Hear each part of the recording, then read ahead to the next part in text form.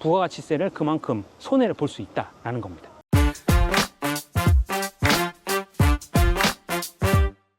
안녕하세요 여러분, 흑도입니다. 인천광역시 송도에 있는 아파트를 보러 왔습니다. 글로벌 캠퍼스 프루지오라고 경매물건으로 나와 있는 건데, 사실 이게 작년에 7억 6,800만 원에 어떤 분이 낙찰을 받았었는데요, 매각허가 결정 취소가 돼서 다시 이제 경매로 나온 거거든요. 피디님, 이게 혹시 낙찰이 됐는데 매각허가 결정이 취소된 사유가 어떤 이유 때문인지 아세요? 아마 이 물건 같은 경우는 이제 소유자 겸 채무자가 이제 거주를 하고 있는데, 아마 집행정지 신청을 하게 되면 이제 낙찰자는 그 기간 동안 보증금이 묶인 상태로 기다릴 거냐, 혹은 그냥 보증금 돌려받고 다른 물건 찾아야지, 이 둘 중 하나를 선택해야 되는데, 이분 같은 경우에는 그냥 보증금을 돌려받는 쪽으로 선택을 하신 것 같습니다. 정답입니다. 근데 제가 이걸 어떻게 알았냐, 보통 우리가 물건 송달 내역을 볼 수 있습니다.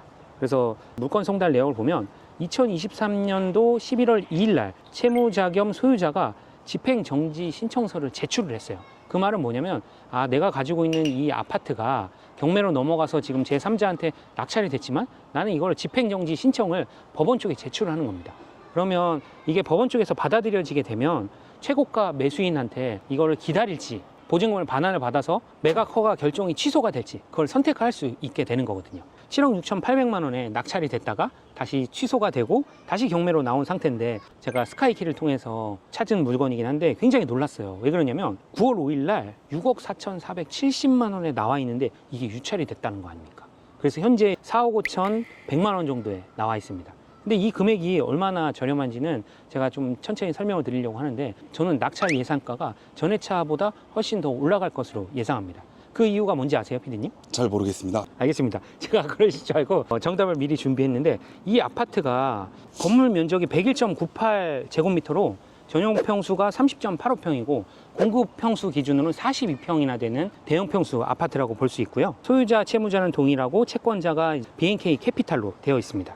그래서 매각 물건 현황을 보면 크게 특이사항은 없고요. 임차인 현황을 보면 여기 임차인이 없고 전부를 소유자가 직접 점유를 하고 있다고 되어 있으니까 대항력이라든지 그런 권리적인 부분은 무시하셔도 좋을 것 같습니다. 등기부 등본 현황을 보니까 이분이 아마 최초 분양받아서 5억 4,500만 원에 들어왔을 거라고 추정이 되고요. 그래서 그 이후에 이제 근저당, 우리은행부터 쭉 있는데, 어찌됐건 다 말소기준 등기 이후에는 다 소멸되기 때문에 낙찰자가 추가적으로 인수하거나 그럴 부분은 없다라고 보는 거고요. 우리가 아파트를 경매로 입찰하거나 투자를 검토할 때 권리적인 부분은 굉장히 간단하기 때문에 봐야 될 내용들이 크게 없어요. 근데 단 하나, 우리가 공용관리비 같은 경우는 낙찰자가 승계를 하는 부분이 있기 때문에 관리비가 어느 정도 연체가 되었는지를 확인해야 돼요. 제가 처음 낙찰 받을 때도 관리비를 이거를 인수를 해야 되는 거를 제가 몰랐어요, 사실은. 그거 아세요, 피디님? 그걸 모르셨다고요? 예. 그래서 관리비를 미납관리비로 확인을 하지 않고 그냥 낙찰 받은 경험이 있었거든요. 물론 저는 이제 그 이후에 물건에 대해서 당연히 관리비를 제가 먼저 대납을 하고 그 다음에 다시 구상권 청구를 해서 나중에라도 2년 후에 다 회수를 하긴 했지만, 어찌됐건 낙찰 받았던 그 당시에는 제가 솔직히 고백하건대 몰랐습니다.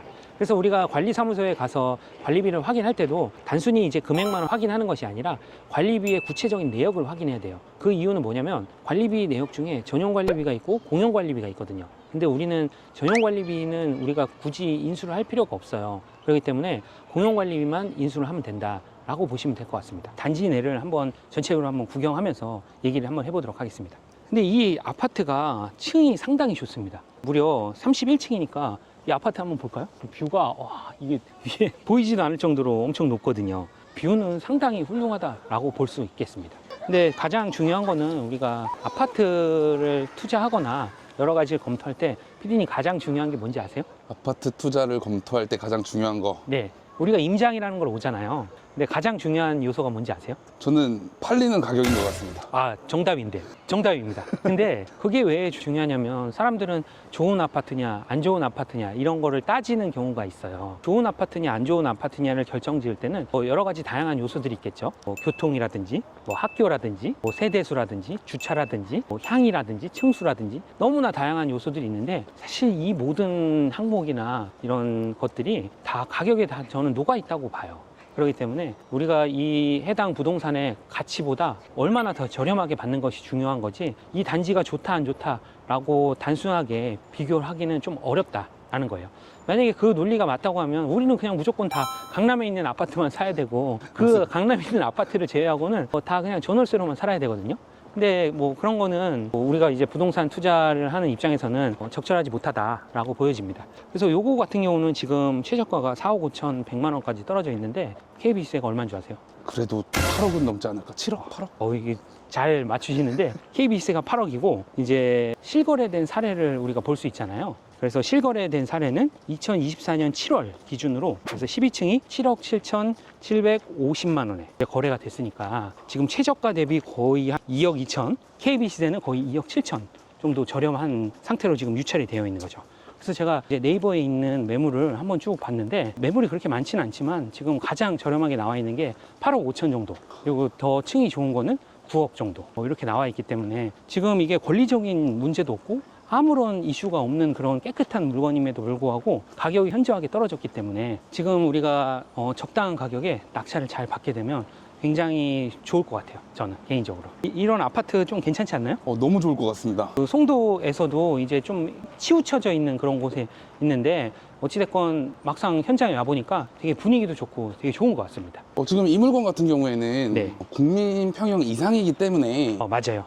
이제 혹시 이 부분을 잘 모르시는 분들한테 설명 한번 해주실 수 있나 해가지고. 맞습니다. 건물 면적이 101.98제곱미터라고 했잖아요. 그래서 85제곱미터를 기준으로 해서 초과인 경우와 이하인 경우 두 개로 나눠볼 수 있습니다. 그래서 이하인 경우에는 국민주택 이하의 주택이라고 해서 이제 조특법 106조에 보면 제가 법까지 얘기하면 좀 그런가요? 조특법 106조에 보면 이제 부가가치세가 예외적으로 면세되는 항목들이 나와 있는데 거기에 해당이 돼요. 국민주택 이하인 경우에는 이 아파트 같은 경우는 85제곱미터가 넘기 때문에 만약에 사업자가 매입을 해서 나중에 매도를 하게 되면 부가가치세가 과세가 됩니다.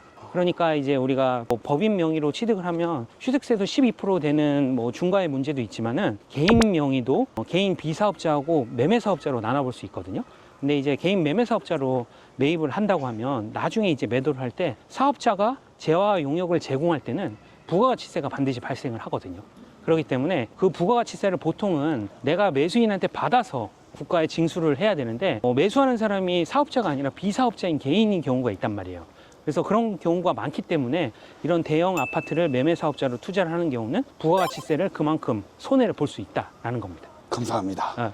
그래서 이런 전반적인 그런 내용도 세법을 이해하고 투자한다고 하면 이미 정해져 있는 부분이긴 한데 그냥 결론만 정확하게 알면 되는 거예요. 그러면 이 물건 같은 경우에는 개인이 받는다면 비과세 조건을 채우는 방식으로 엑시트 플랜을 짜야겠네요. 일단 이거는 법인 명의로는 무조건 하시면 안 되고요. 취득세 12% 이슈 때문에 개인 명의로 투자를 하셔야 되는데 비사업자냐 매매사업자냐라고 봤을 때는 무조건 개인 비사업자로 투자를 하셔야 되고 단기 매도를 하면 1년 미만은 70%나 되는 양도세 중과세율이 되게 세요. 그래서 만약에 차익이 몇 억 나더라도 세금을 양도세 70% 얻어 맞으면 남는 게 없습니다. 그러니까 보통은 이런 대형 아파트는 일단 매입을 해서 2년 동안 한 바퀴를 돌려야 돼요. 그래서 내가 실거주를 하거나 아니면 전세든 대출 받아서 월세로 세팅하든 아니면 대출 받아서 후순위 전세 보증보험을 들어주든 여러 가지 그런 투자 방법이 있지 않습니까? 그래서 그런 식으로 금융을 좀 최적화해서 투자를 해야 되는 부분이 있고요. 그래서 어찌됐건 2년 한 바퀴를 돌리시는 게 좋을 것 같습니다. 감사합니다. 그리고 피디님 며칠 전에 한국은행에서 금리 인하한 거 보셨죠? 네, 0.25포인트 네. 내린 걸로 봤습니다. 미국에서 기준금리를 0.5% 내렸잖아요. 네. 근데 이번에 한국은행에서도 0.25%를 내리게 됐는데 금리를 내리면서 사실 정확하게는 알 수는 없지만은 그래도 부동산 시장에는 조금씩 좀 나아지지 않을까 그렇게 생각을 합니다. 8월 달까지 사실 거래량이 어마어마했어요. 근데 9월 들어서 거의 반토막, 3분의 1토막으로 거래량이 줄어든 거는 지금 아파트에 대한 대출 규제가 있기 때문에 좀 신규로 매수하는 사람들이 두려워하고 조심스러울 수밖에 없는 상황이에요. 만약에 매수를 해서 대출이 안 나오면 큰 낭패를 볼 수 있거든요. 그런 부분이 있다라고 보시면 될 것 같고 지금 정부 입장에서는 되게 고민이 많을 것 같아요. 왜냐면은 대출이 많이 늘어나서 집값을 너무 올리게 되면 이제 금리 내리는 부분이나 이런 부분들이 상대적으로 조심스럽고 염려스러울 수밖에 없거든요. 하지만은 지금 실물 경기나 여러 가지가 너무 떨어져 있기 때문에 이제 주택 시장은 대출로서 어느 정도 좀 컨트롤하면 된다고 보고 있고 나머지는 실물 경기가 좀 살아나야 되는 부분이 있으니까 금리를 저는 조금씩 내리는 방향이 전체적으로는 맞지 않을까 그렇게 생각합니다. 오늘 제가 송도에 있는 글로벌 캠퍼스 프루지오 아파트에 와서 지금 주변 환경이나 여러 가지 조사를 해봤고요. 근데 안타깝게도 오늘 부동산이 닫는 날이어가지고 제가 직접 임장은 못했고 추후에 다시 전화 임장으로 제가 이 부분을 보완해서 현재 금매로 팔 수 있는 시세가 어느 정도 금액인지 제가 확인을 해보도록 하겠습니다. 오늘 송도에서의 현장은 이대로 마무리하고요. 다음에 더 좋은 정보와 물건으로 여러분들한테 찾아뵙도록 하겠습니다. 안녕. 안녕.